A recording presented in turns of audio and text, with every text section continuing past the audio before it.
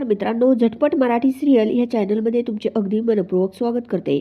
या मालिकेच्या जबरदस्त येणाऱ्या भागामध्ये खूप मोठा इंटरेस्टिंग ट्विस्ट जो आहे तो लवकर आपल्यासमोर येणार आहे. तर मित्रांनो, नेमकं चॅनलवर जर तुम्ही नवीन असाल तर चॅनलला सबस्क्राईब करण्यास मात्र विसरू नका. आणि आता ह्या ऐश्वर्याचं खरं सत्य ह्या तिलोत्तमासमोर कसं येणार हे बघण्यासाठी व्हिडिओ शेवटपर्यंत कंटिन्यू करा. चला तर बघूयात नेमकं काय होतं ते. त्यावेळेस इकडे ह्या अमृताचे खूप काही लाड ही तिलोत्तमा आता करत असते, कारण अमृताने आपल्या घराला जो काही वारस दिला त्यामुळे तिलोत्तमा खूपच खुश असते. आणि खरोखर आपलं इतक्या दिवसांपासून जे अपूर्ण स्वप्न होतं ते स्वप्न जर आज अमृता पूर्ण करायला निघाली तर आपण अजिबात मागचा पुढचा विचार न करता अमृताच आपली लाडकी सून असल्याचं सत्य जेव्हा या तिलोत्तमासमोर आलेलं असतं तेव्हापासून अमृताची खूप काही लाड ही तिलोत्तमा करू लागते. आणि हे सर्व ऐश्वर्याला सहन होत नसतं. ऐश्वर्याला वाटत असतं की नाही नाही, माझे सुद्धा अमृताचे जेवढे लाड आई करतात तेवढे माझे सुद्धा करावेत. त्यामुळे ही ऐश्वर्या जी आहे ती आता एक मोठा प्लॅन करत असते, कारण अमृता प्रेग्नंट राहिल्यापासून मॉम तिचे किती लाड करतात. मग आपण सुद्धा खोट्या प्रेग्नन्सीचं जर नाटक केलं तर अमृतापेक्षाही जास्त लाड मॉम माझे नक्कीच करतील, असं ह्या ऐश्वर्याच्या मनामध्ये विचार सुरू झालेले असतात.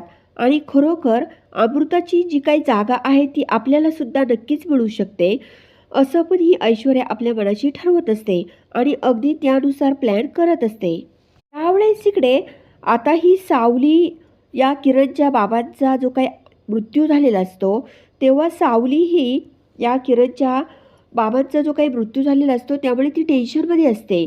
दुसरीकडे किरणला सुद्धा आता किडनॅप केलं जातं आणि किरणला किडनॅप केल्यामुळे ते किरणला बोलतात की आम्हाला सारंग आणि सावलीला पुन्हा ताब्यामध्ये घ्यायचं आहे, कारण ते जेव्हा आमच्या ताब्यामध्ये येतील तेव्हाच आम्ही तुला सोडू, असं पण हे गुड्ड जेव्हा किरणला सांगत असतात तेव्हा आता किरण खूप टेन्शनमध्ये आलेली असते. आणि हे गुड्ड आता ह्या किरणला बोलतात की एक काम कर, तू सावलीला इथे बोलावून घे. तिला इकडे बोलावल्यानंतर तिला लोकेशन ट्रेस करून इथे बोलावून घे. जेव्हा आम्ही सावली इथे येऊ तेव्हाच तुझी सुटका करू, असं हे गुड्ड जे आहे ते खोटं या किरणला सांगत असतात. बिचारी किरण त्यांच्यावर विश्वास ठेवून सावली ही इकडे कॉल उचलते, कारण सावली ही जगन्नाथच्या घरी आलेली असते. कारण किरणला नेमकं किडनॅप कुणी केलं आणि त्याच्या पाठीमागे खरा सूत्रधार कोण आहे, किरणच्या बाबांना कुणी मारलं, हे सर्व सत्य शोधून काढण्यासाठी सावली आणि सारंग आणि बबलू हे तिघेही जगन्नाथच्या घरी आलेले असतात. तेव्हापासून ते घरी आलेले असतात तेव्हा बबलू सुद्धा खूप टेन्शनमध्ये आलेला असतो आणि सारंग जगन्नाथला सांगतो की आपल्याला काही जरी झालं तरी पण ह्या किरणला किडनॅप करणाऱ्यांना शोधून काढलंच पाहिजे. तेव्हा इकडे सावली तिथे असताना सावलीच्या मोबाईलवर जेव्हा ह्या गुड्डांचा कॉल आलेला असतो तेव्हा त्या गुड्डांनी सावलीला लोकेशन पाठवून भेटण्यासाठी बोलावलेलं असतं. आणि जेव्हा सावली ही तिकडे पोहोचते तेव्हा सावली एकटीच आलेली असते, कारण सावलीने जगन्नाथला आणि या आपल्या सारंगला सांगून ठेवलेलं असतं की तुम्ही अजिबात यायचं नाही.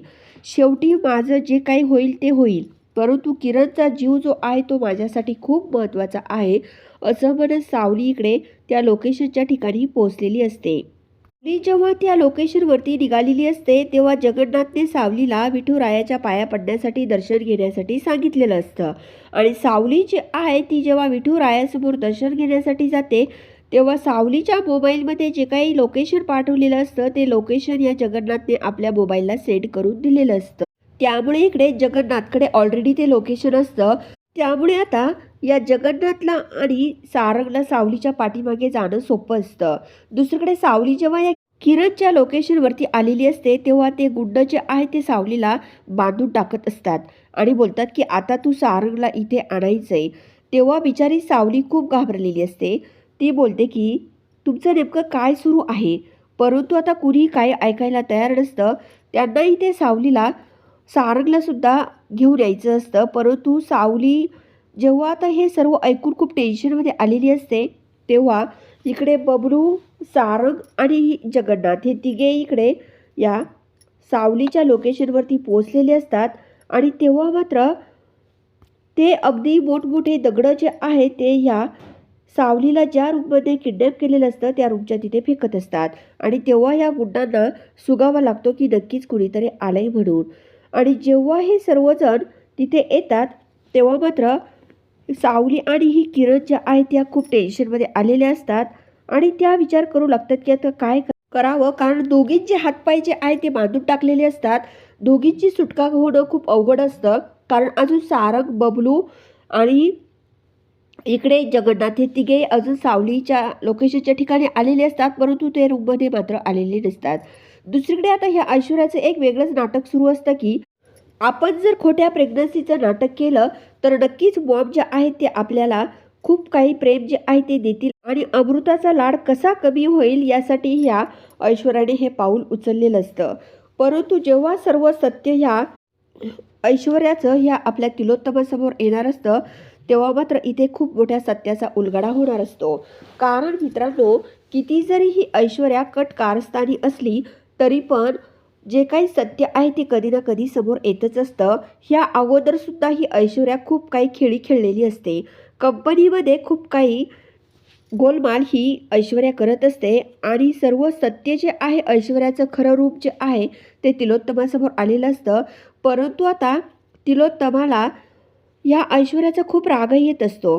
परंतु आपल्या दिलची बायको ही ऐश्वर्या आहे हे डोळ्यासमोर तत्त्व ठेवून ह्या ऐश्वर्याला घरामध्ये तिलोत्तमाने ठेवलेलं असतं. परंतु आता खूप मोठा भयानक सत्याचा उलगडा होऊन इथे खूप मोठा धमाका होणार असतो. यावेळेस इकडे ही ऐश्वर्या खोट्या प्रेग्नन्सीचं जेव्हा नाटक करत असते तेव्हा आता हे सर्व जगन्नाथला कळून चुकलेलं असतं. कारण ही ऐश्वर्याची आहे ती खोटारडी आहे हे सर्व जगन्नाथला माहीत असतं. आणि इकडे सावली जी आहे तिने सुद्धा आता बाळाचा विचार करण्याचा निर्णय घेतलेला असतो. कारण जेव्हा सारंग या सावलीला गॅलरीमध्ये घेऊन जातो तेव्हा तो बोलतो की सावली, मला आता बाकी काही नको, मला फक्त तुझ्याकडून एक बाळ हवंय. कारण आईची सुद्धा इच्छा खूप आहे की आपण आईला वारस द्यावा, छोटा सारंग घरात यावा, अशी आईची खूप इच्छा आहे ग. त्यामुळे सावली आता आपण बाळाचा विचार करूयात, असं पण सारंग या सावलीला बोलत असतो. तेव्हा सावली बोलते की ठीक आहे सर, काही प्रॉब्लेम नाही, आपण नक्कीच बाळाचा विचार करूयात, असं पण सावली सारंगला बोलत असते.